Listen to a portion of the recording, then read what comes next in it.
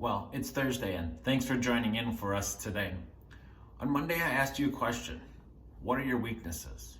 I don't know how you did this week acknowledging them or trying to even figure out how to get over those weaknesses that might be crippling you a little bit.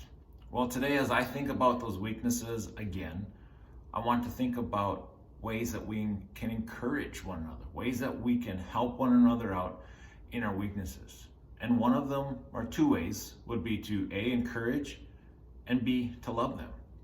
And that took me to Hebrews chapter 10. So if you have your Bibles there in front of you, you may want to look at Hebrews 10, verses 24 and 25.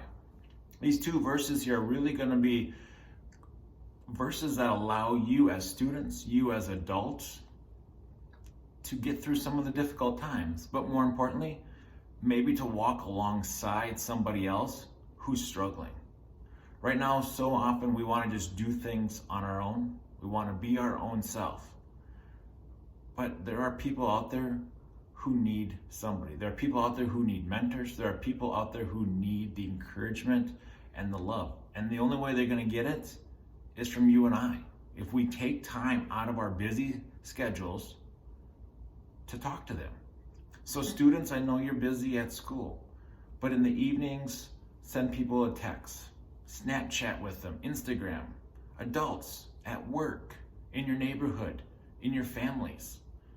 Take time to connect with people. And this is what it says in Hebrews 10, verses 24 and 25. Let us not consider how we may spur one another on toward love and good deeds. Let us not give up meeting together as some are in the habit of doing, but let us encourage one another.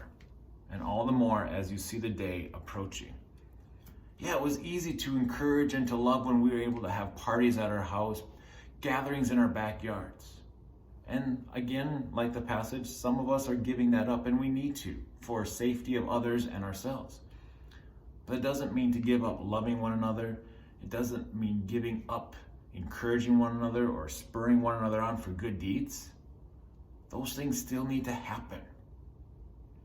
And we just have to find different ways to do it. So like I said, maybe it's sending a text.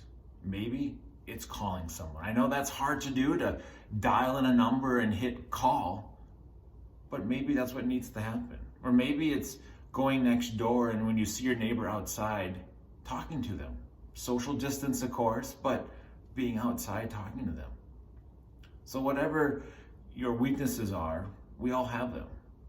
But this is, again, one of those weaknesses where we need to be able to encourage one another. We need to be there for one another in love and support. And so that's my goal for you this weekend, is to take time to connect with somebody that you haven't talked to in a while. Maybe it's your neighbor, maybe it's a family member, a coworker, whoever it is. But to take time to encourage them in their weakness, to show them that you care for them by loving them and encouraging them and spurring them on in good deeds. Have a great weekend. We'll see you on Monday.